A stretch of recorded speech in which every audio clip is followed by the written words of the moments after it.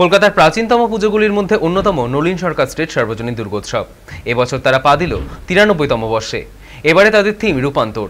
সারা বছরের জীবনযাপন, মানুষের চলাফেরা ও বসবাসের সহজ সরল চিত্রকেই মণ্ডপে ফুটিয়ে তুলেছেন উদ্যোক্তারা।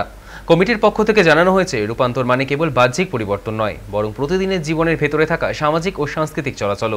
সেই ভাবনাকেই মণ্ডপসজ্জা, প্রতিমা এবং আলোকসজ্জায় জীবন্ত করে তোলা হয়েছে। স্থানীয়দের মতে এই পুজো বরাবরের মতোই শিকড়ের সঙ্গে মাটির টানকে অটুট রাখে।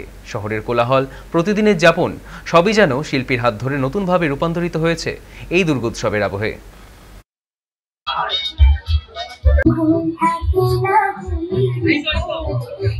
এই সারা বছর ধরে নলিন সরকার স্ট্রিট যেভাবে থাকে, খুব সাধারণ মানুষরা যেভাবে বসবাস করে, ঘোরাঘুরি করে, সেখান থেকে আজকের এই সুসজ্জিত মণ্ডপ যেভাবে সেজে উঠেছে, বিভিন্ন জিনিস দিয়ে কালারফুল ভাবে যে পরিবর্তন, এই যে রূপান্তর, এটা একটা রূপান্তর।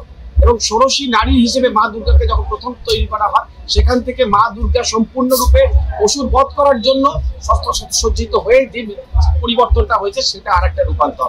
এই দুটো রূপান্তরের মাঝখানে আমরা আমাদের ছোটবেলা হারিয়ে যাওয়া রূপকথার গল্পগুলোকে আমরা এখানে উপস্থাপিত করেছি এবং সলিল চৌধুরীকে আমরা আমাদের সম্মান জানিয়েছি তার শতবর্ষে। এই সবকটা মিলে আমরা আমাদের এবছরের একটা সুন্দর কালারফুল মণ্ডপ তৈরি করেছি, যেখানে আনন্দে নৃত্যরতা আমাদের মা দুর্গা। আশা করি এবছরেও এমন বিরাট কিছু ঘটবে না যেটাতে আবার আমাদের প্যান্ডেল থেকে প্যান্ডেলে ঘোরা মানুষের অসুবিধা হবে। অল্প কিছু বৃষ্টি বাদলা এসব নিয়েই কিন্তু মানুষ রয়েছে। আমরাও থাকবো, মা দুর্গার সঙ্গে আমরা থাকবো। আগামী কটা দিন সকলে মিলে আনন্দ করবো শারদোৎসবে।